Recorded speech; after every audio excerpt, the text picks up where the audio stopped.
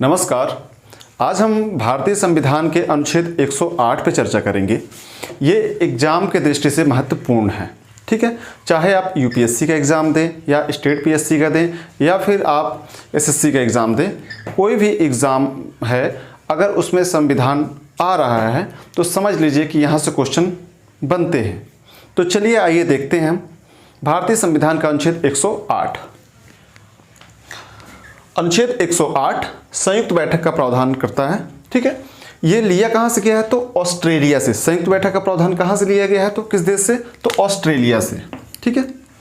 संयुक्त बैठक बुलाने का जो अधिकार है वो किसके पास है? राष्ट्रपति। और संयुक्त बैठक की अध्यक्षता कौन करता है? तो अध्यक्षता करते हैं वो लोकसभा अध्यक्ष, ठीक है। अब संयुक्त बैठक बुलाते क्यों हैं? तो ये देखिए आप, संयुक्त बैठक बुलाने का मुख्य 3 कारण है, ठीक है। पहला, एक सदन द्वारा पारित विधेयक दूसरा सदन अस्वीकार कर दे, ठीक है।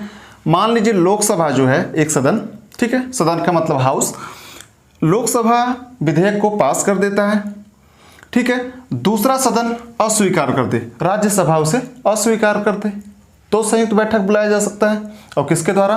राष्ट्रपति के द्वारा। या फिर एक सदन के सुझाव को दूसरा सदन अस्वीकार कर दे।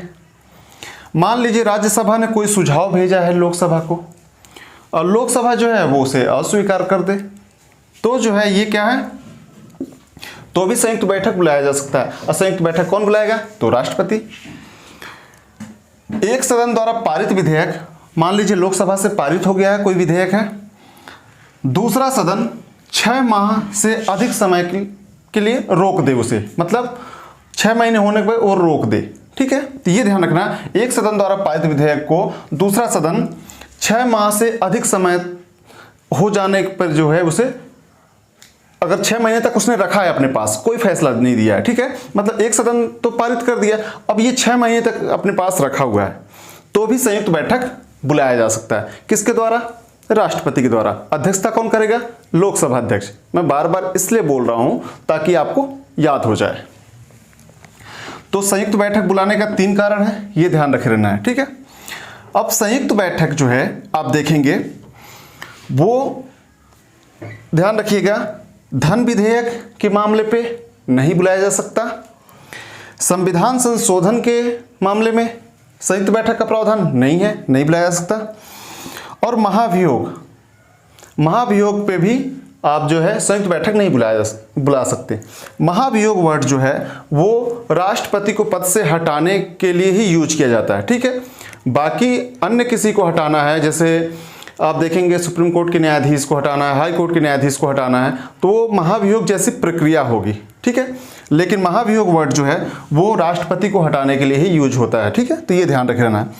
अब हम देखेंगे कि ये जो है धन विधेयक, संविधान संशोधन और महाभियोग, इन पे जो है संयुक्त बैठक क्यों नहीं लाया जाता या क्यों प्रावधान नहीं किया गया है ना। संविधान में हमारे संविधान निर्माताओं ने ये प्रावधान क्यों नहीं कर दिया कि इसके लिए भी संयुक्त बैठक होगी, ठीक है। लेकिन उन्होंने बहुत कुछ सोचा होगा, ठीक है।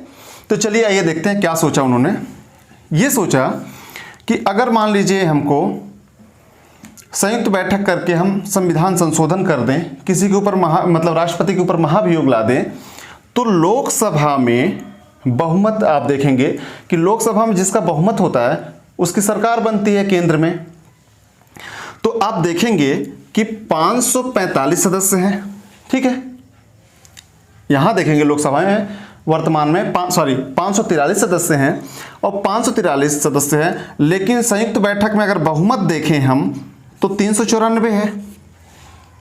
मतलब सीधी बात है कि जिसका लोकसभा में जिसकी सरकार होगी वो आसानी से ये सभी काम कर लेगा, ठीक है। तो इसे रोकने के लिए कि जो लोकसभा जो है वो अधिक तानाशाह न हो जाए, इसलिए जो है ये तीनों प्रावधानों पे संयुक्त बैठक का प्रावधान नहीं किया गया है।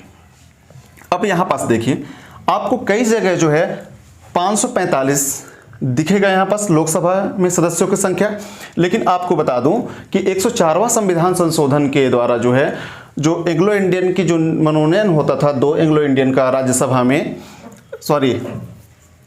यहाँ लोकसभा में जो 2 एंग्लो इंडियन का मनोनयन किया जाता था उसे समाप्त कर दिया गया। कौन से संविधान संशोधन के द्वारा? तो 104वां संविधान संशोधन के द्वारा। तो इसलिए हमने यहाँ पास 543 ही लिखा है, ठीक है। राज्यसभा में 245 है, ठीक है। इन दोनों को जोड़ेंगे आप तो 788 आ जाएंगे। और बहुमत के लिए संयुक्त बैठक में अगर बहुमत देखेंगे आप तो 394 होगा, ठीक। अब बता दूं आपको कि लोकसभा जो है अपना बहुमत, लोकसभा के जो अध्यक्ष हैं वो अपना अपना जो मत है वो प्रारंभ में नहीं देते। अगर दोनों में बराबर हो जाए, मतलब कि दोनों पक्ष विपक्ष दोनों की जो संख्या है वो बराबर हो जाए, तो वो जो है वो विशेष मत देते हैं अपना, ठीक है। मतलब जिधर वो अपना मत देंगे वो उधर बिल पास हो जाएगी, ठीक है। तो ये ध्यान रखे रहना आपको कि ये संयुक्त बैठक का प्रावधान किस अनुच्छेद में किया गया? अनुच्छेद 108 में। ये कहाँ से लिया गया है प्रावधान? ऑस्ट्रेलिया से।